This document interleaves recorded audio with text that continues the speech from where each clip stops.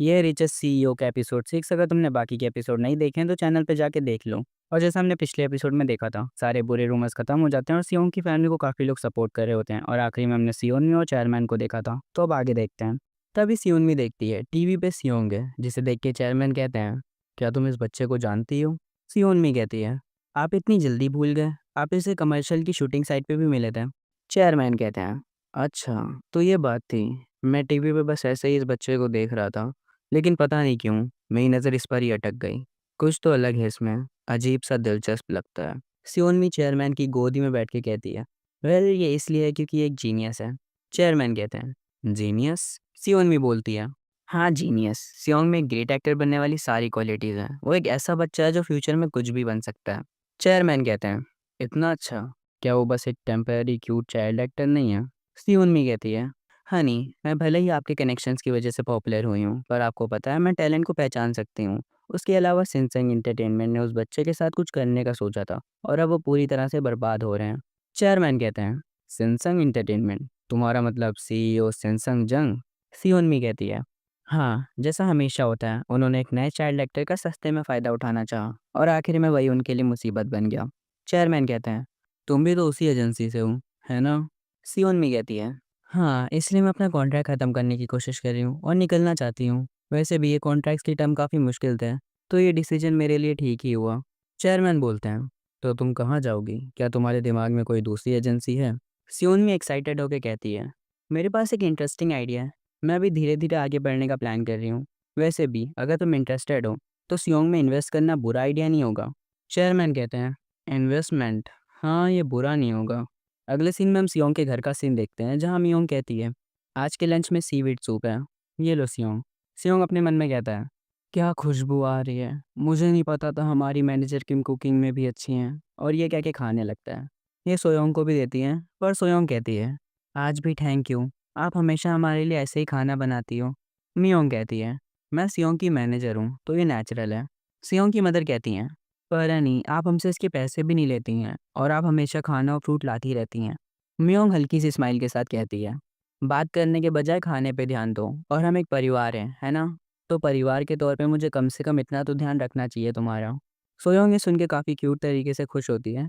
तभी सियोंग की वॉइस सुनाई देती है, जो उस टाइम पे अपने छोटे भाई से बोल रहा होता है, नहीं नहीं, मैंने कहा ना इसे मत छुओ, ये तुम्हारे भाई का खाना है, तुम्हें सिर्फ दूध मिलेगा।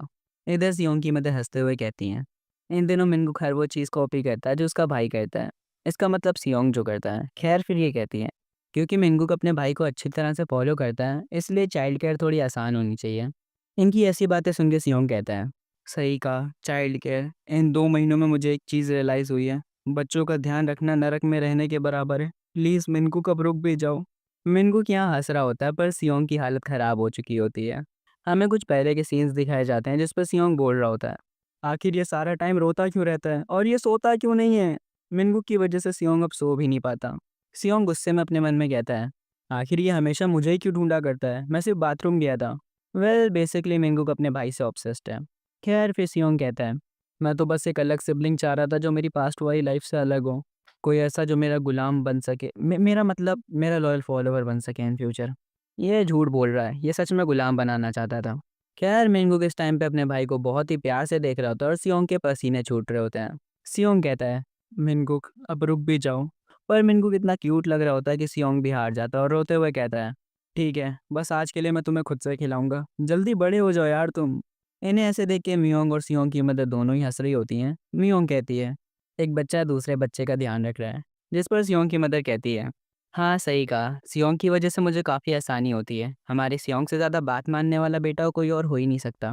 मियोंग फिर कहती है, सोयोंग क्या तुमने घर बदलने के बारे में सोचा?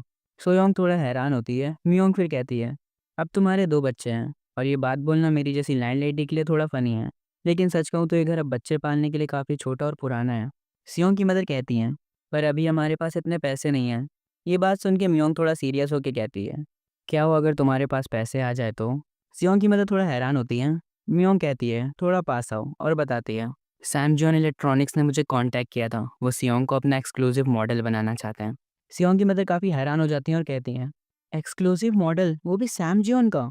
वेल इनका ऐसा रिएक्ट करना बनता है क्योंकि सैम जॉन वर्ल्ड की टॉप कंपनीज में से एक है। खैर इन्हें शांत कराते हुए मियोंग कहती है, उन्होंने ही ऑफ़र दिया है और कहा है कि वो जल्दी डिटेल्ड कॉन्ट्रैक्ट टर्म्स भेजेंगे, तो इसके बारे में जी सियोंग से भी बात कर लेना। अगर तुम भूल गए हो तो बता दूँ, जी सियोंग सियोंग के डैड का नाम है। वैसे एक राज की बात बताऊँ, मैं भी भूल गया था। खैर मियोंग कहती है, ये काफ़ी बड़ी अपॉर्च्युनिटी है।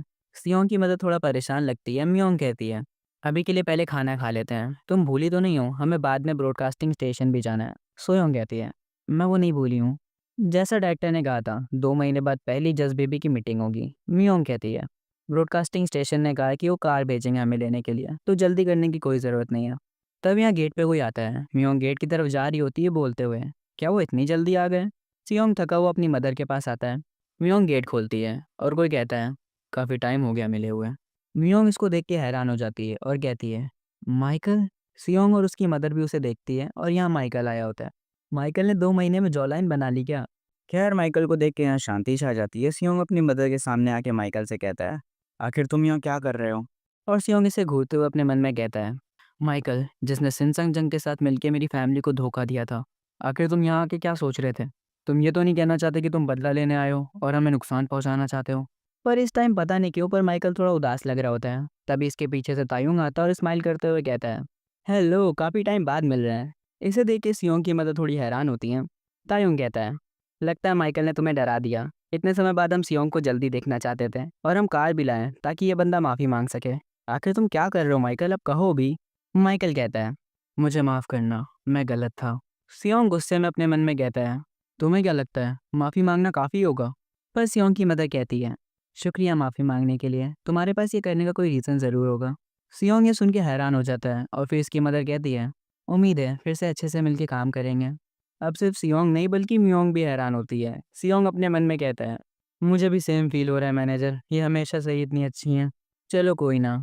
माइकल सियोंग की तरफ देखता है और सियोंग इसे घूरते हुए गुस्से से अपने मन में कहता है, जितने अच्छे पेरेंट्स हैं मैं उतना ही ज़्यादा स्ट्रिक्ट और हर बात में परफेक्ट रहूँगा। अगली बार की कोई गुंजाइश नहीं है, समझा ना इडियट।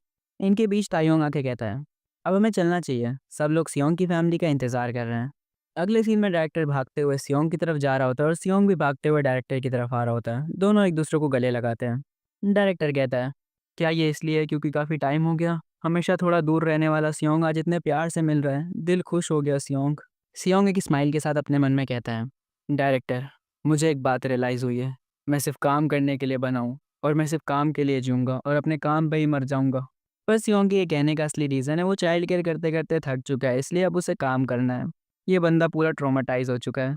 डायरेक्टर सियोंग की मदर से कहते हैं, आखिर आप कैसी हैं? और मिनगुक?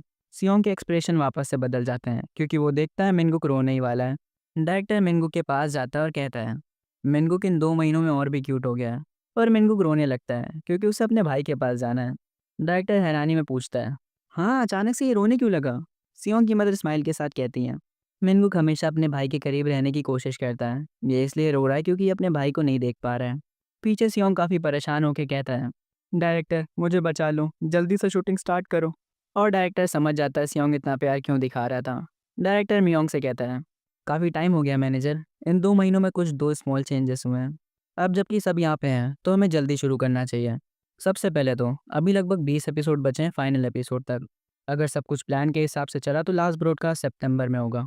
सियोंग की मदद थोड़ा हैरान होती है और मियोंग अच्छे से इसकी बातें सुन रही होती है। डायरेक्टर कहता है, और इस साल का पहला ब्रॉडकास्ट मैं सोच रहा हूँ एक चेरी ब्लॉसम पिकनिक से शुरू करें। और अगले सीन में हम तायुंग और जायुन को देखते हैं जो सियोंग को देख के हैरान रह जाते हैं। तायुंग कहता है, सियोंग तुम बिल्कुल एक चेरी ब्लॉसम फेरी लग रहे हो। जायुन कहता है, तुम तो पूरी तरह से एक स्प्रिंग फेरी लग रहे हो। तायुंग कहता है, लगता है स्टाइलिंग टीम ने काफ़ी मेहनत करी है। सियोंग, क्या तुम्हें कॉम्प्लीमेंट सुनने में मज़ा आता है? तभी असिस्टेंट डायरेक्टर कहती है, हम जल्दी शूट शुरू करने वाले हैं, सारे मेंबर्स यहाँ आ जाइए। जायुन सियोंग को गोदी लेता है और कहता है, चलो चलते हैं। तभी यहाँ एक ब्लैक कलर की कार आती है। उस कार का ड्राइवर कहता है, हम उस फिल्मिंग लोकेशन पे पहुंच चुके हैं जैसा आपने कहा था वाइस चेयरमैन। और इस कार में कोई और नहीं बल्कि चेयरमैन खुद आए होते हैं। ये यहाँ क्यों आए हैं वो हमें आगे पता चलेगा। खैर चेयरमैन खिड़की से बाहर सियोंग को देखते हैं और अपने मन में कहते हैं, क्या मुझे सच में यहाँ आने की ज़रूरत थी? हमें पहले का एक सीन दिखाया जाता है जब चेयरमैन अपने ऑफिस में होते हैं। एक आदमी इनसे आके कहता है, इसके साथ आज की बिजनेस रिपोर्ट ख़त्म हुई। पर तभी चेयरमैन इस आदमी से कहते हैं, सेक्रेटरी यांग, उस मैटर के बारे में क्या हुआ? सेक्रेटरी यांग कहते हैं, आप किस मैटर के बारे में बात कर रहे हैं? चेयरमैन कहता है, वो जियोन सियोंगुक, उस बच्चे के साथ एक्सक्लूसिव कॉन्ट्रैक्ट के बारे में क्या हुआ? सेक्रेटरी यांग कहते हैं, हाँ, जैसा आपने कहा था, उन्हें कॉन्ट्रैक्ट का ऑफ़र दे दिया गया है। लेकिन बच्चे के माँ-बाप कॉन्ट्रैक्ट के साइज़ से थोड़ा प्रेशर फ़ील कर रहे हैं, इसीलिए प्रोग्रेस थोड़ी स्लो हो रही है। क्या मैं उन्हें थोड़ा पुश करूँ? चेयरमैन कहते हैं, नहीं रहने दो उन्हें। ज़्यादा इम्पोर्टेंट बात यह है, सेक्रेटरी यंग, आपको क्या लगता है इस कॉन्ट्रैक्ट के बारे में? सेक्रेटरी यंग कहते हैं, सच कहूँ तो बच्चे के एक्सपीरियंस के हिसाब से ये कॉन्ट्रैक्ट थोड़ा ज़्यादा लग रहा है। क्या उस बच्चे की वैल्यू इतनी ज़्यादा है? चेयरमैन कहते हैं, वैल्यू, उसके बारे में कुछ अट्रैक्टिव है। एक अनडिनाइबल कनेक्शन, एग्जाम्पल के तौर पे एक कनेक्शन ब्लड रिलेशन जैसा। इसका मतलब समझ रहे हो, चेयरमैन को सियोंग के साथ एक ब्लड रिलेशन फील हो रहा है। मतलब ये पूरी तरह से सियोंग को भूले तो नहीं है। ये स्टोरी अब और भी इंटरेस्टिंग होने वाली है। खैर, चेयरमैन कार से उतरते हैं और कहते हैं, तुम यही इंतजार करो, मुझे कुछ कंफर्म करना है। तभी जायून की नज़र चेयरमैन पे पड़ती है और वो हैरान होकर तायुंग से कहता है, हे उधर देखो, वो आदमी सैमजोन का वाइस चेयरमैन है ना? सियोंग की नज़र भी चेयरमैन पे जाती है और वो थोड़ा घबरा जाता है। सियोंग अपने मन में कहता है, मेरी पास्ट लाइफ के फादर, आखिर किस तरह के आदमी है ये? सैमजोन एम्पायर खड़ा करने वाले मेरे ग्रैंडफादर के सबसे बड़े बेटे के रूप में पैदा हुए थे ये। इन्हें छोटी उम्र से ही उनका सक्सेसर बनाकर बड़ा किया गया था। हालांकि इनका स्टाइल ग्रैंडफादर से थोड़ा अलग था। मेरे ग्रैंडफादर जो कि फाउंडिंग मोनार्क थे, और मेरे फादर जो अभी के किंग हैं, जो सिर्फ परफॉर्मेंस पे ध्यान देते हैं। सही कहा, एक परफॉर्मेंस ओरिएंटेड, ये वो वर्ड है जो मेरे फादर पे सूट करता है। वो एक ऐसे आदमी थे जिन्हें रिजल्ट और परफॉर्मेंस के अलावा और किसी चीज़ से मतलब नहीं था। उनकी वाइफ, उनकी कंपनी, उनके बच्चे। ताइयुक और मीजिन जो फादर की एक्सपेक्टेशंस पे खड़े नहीं उतर पाए, जिसके कारण वो हमेशा अपने आप को कम समझते रहे। पर मेरे बारे में क्या? वेल, मैं वो बेटा था जिसने अपने फादर की एक्सपेक्टेशंस पे लात मारी और उससे भी कई गुना ऊपर गया। मैं एक जीनियस था। वैसे भी मेरी पास्ट लाइफ में मेरा और मेरे फादर के बीच का रिश्ता कभी कंफर्टेबल नहीं था। क्या करे, वो मेरे फादर थे और मैं उनका बेटा, कितना इरिटेटिंग है ये। तभी सीन प्रेजेंट पे आता है जहाँ गलती से सियोंग चेयरमैन को फादर बोल देता है। जो सुन के चेयरमैन थोड़ा हैरान होता है। सियोंग तुरंत अपना मुंह बंद कर लेता है और अपने मन में कहता है, मैंने गलती कर दी, ये बस मेरे मुंह से निकल गया। तभी चेयरमैन एक स्माइल के साथ सियोंग के पास आके कहते हैं, हेलो सियोंग, क्या तुम मुझे पहचाने?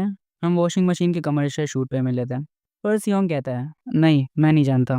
चेयरमैन कहते हैं, क्या सच में? पर तुमने मुझे फादर क्यों कहा? सियोंग कहता है, मैंने नहीं कहा। पर चेयरमैन कहते हैं, ये अजीब है, मैंने अच्छे से सुना था, मैंने सच में वो सुना था। सियोंग अपने मन में कहता है, मैं भूल ही गया था, ये आदमी बहुत ज़िद्दी है। तभी यहाँ डायरेक्टर और सियोंग की मदर आती है। डायरेक्टर कहता है, वाइस चेयरमैन जियोन जाई हूँ, आप यहाँ किस काम से आए? चेयरमैन इन्हें देख के कहता है, मैं सोच रहा था शांति से सियोंग को देख के यहाँ से चला जाऊँगा, पर लगता है मैंने शूटिंग डिस्टर्ब कर दी। डायरेक्टर थोड़ा कंफ्यूज होकर कहता है, सियोंग को देखने का मतलब? चेयरमैन कहते हैं, मैं बस सियोंग से खुद से मिलना चाहता था। इसकी ये चमकती आंखें मुझे मेरे बचपन की याद दिलाती हैं। इसे ऐसे देखकर मुझे और भी यकीन हो गया है। चेयरमैन सियोंग की मदर से कहता है, क्या आपने कॉन्ट्रैक्ट को देख लिया है? सियोंग की मदर कहती है, हाँ, मैंने उसे देख लिया है। ये सुन के चेयरमैन कहते हैं, हम एक एक्सक्लूसिव कॉन्ट्रैक्ट के लिए कभी भी तैयार हैं। प्लीज़ हमें कॉन्टैक्ट करिएगा जब आप इस बारे में डिसाइड कर लें। और अगर आपकी कोई और भी कंडीशन है तो प्लीज़ हमें बताइएगा। ये सुन के सियोंग ज़ोर से बोलता है, पैसा चाहिए। इसकी मदर इसका मुंह बंद कर देती है, पर सियोंग अपने मन में कह रहा होता है, पैसे दो मुझे, मेरी पास्ट लाइफ के फादर के पास बहुत पैसे हैं।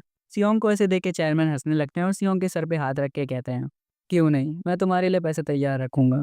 तो फिर मैं अब आपसे तब मिलूंगा जब आप इसके लिए तैयार होंगे। और ये कह के चेयरमैन यहाँ से चले जाते हैं। सियोंग अपने मन में कहता है, फादर, मुझे नहीं लगा था इस ज़िंदगी में मुझे दोबारा से आपके साथ इन्वॉल्व होना पड़ेगा। एक बड़े बिजनेस ग्रुप का वाइस चेयरमैन और एक आम सा बच्चा, हम दोनों के बीच इतना फासला आ गया है। हमें सियोंग के पास्ट का सीन दिखाया जाता है जहाँ चेयरमैन एक स्माइल के साथ कहते हैं, एक नया प्रोजेक्ट, मैं तुम पर भरोसा कर सकता हूँ, अपने सबसे स्मार्ट बेटे पर। मुझे उम्मीद है कि तुम अच्छे रिजल्ट दोगे। सीन प्रेजेंट पे आता है। सियोंग एक स्माइल करता है। डायरेक्टर कहता है, हम शूट दोबारा शुरू कर रहे हैं। सियोंग अपने मन में कहता है, अभी जो सबसे ज़्यादा मैटर करता है वो मेरी करंट लाइफ है, चलो शूट पे फोकस करते हैं। हमें हर एपिसोड के आर्क्स दिखाए जाते हैं, जैसे spring picnic special, children's day special, summer vacation special. और भी हम स्टूडियो के बाहर का सीन देखते हैं जहाँ काफ़ी सारे फैंस खड़े होते हैं। सियोंग की मदर कहती है, आज भी यहाँ काफ़ी भीड़ है। असिस्टेंट डायरेक्टर कहती है, आखिर इन्हें पता कैसे चला यहाँ शूटिंग चल रही है? इन दोनों शूट करना काफ़ी मुश्किल हो रहा है जस्ट के फैंस की वजह से। सियोंग अपनी मदर से कह रहा होता है, मुझे नीचे उतरना है। सियोंग की मदर असिस्टेंट डायरेक्टर से कहती है, अब जस्ट एक नेशनल आइडल ग्रुप बन चुका है। असिस्टेंट डायरेक्टर सियोंग की मदर से कहती है, थोड़ा ध्यान रखिएगा, कुछ लोग तो शूटिंग लोकेशन तक घुस जाते हैं। सियोंग नीचे उतर जाता है और चलते चलते अपने मन में कह रहा होता है, ये बच्चे काफ़ी बड़े हो गए हैं अब। सियोंग जस के ग्रुप को बच्चा बोल रहा है। वेल, बेसिकली कहूँ तो सियोंग का मतलब है जस का ग्रुप अब काफ़ी पॉपुलर हो चुका है। सियोंग बताता है, जस बेबी की पॉपुलैरिटी के साथ साथ जस ने अपने कॉन्सर्ट और एल्बम को कभी इग्नोर नहीं किया। इसी वजह से पिछले आधे साल में वो म्यूज़िक इंडस्ट्री के टॉप आइडल बन गए हैं। और ये फिर कहता है, ऑफ कोर्स मैंने भी अलग अलग टाइप के टॉप टियर कमर्शियल शूट करे हैं। जैसे famous children's clothing, luxury children products. एक बार इसकी ये स्माइल देखो ज़रा। खैर सियोंग फिर कहता है, मैंने सुना डायरेक्टर को भी अच्छा खासा बोनस मिला है। असिस्टेंट डायरेक्टर सियोंग की मदर से कहती है, मुझे आपसे कुछ बात करनी है। सियोंग की मदर का ध्यान असिस्टेंट डायरेक्टर भी होता है और सियोंग चलते चलते अपने मन में कह रहा होता है, सबको सक्सेसफुल बनाते हुए जस्ट बेबी के पास ज़्यादा टाइम नहीं बचा है, शायद अगले एपिसोड के बाद वाली शूटिंग आखिरी होगी। फिर सियोंग कहता है, मैं पहले आगे जा रहा हूँ। और ये आगे जा ही रहा होता है तभी कोई सियोंग का हाथ पकड़ लेता है और सियोंग घबरा जाता है और ये आदमी कहता है, सियोंग क्या तुम मेरी मदद करोगे? सियोंग पूरी तरह से डर जाता है। तो भाइयों आज की वीडियो बस यहीं तक थी। अगर तुम्हें ये वीडियो अच्छी लगी हो तो कमेंट में मुझे बताना मत भूलना और हाँ, इस वीडियो को लाइक और चैनल को सब्सक्राइब जरूर कर देना। तुम्हारा सपोर्ट ही मुझे मोटिवेशन देता है वीडियोस बनाने के लिए। मिलते हैं नेक्स्ट पार्ट में, तब तक के लिए बाय बाय।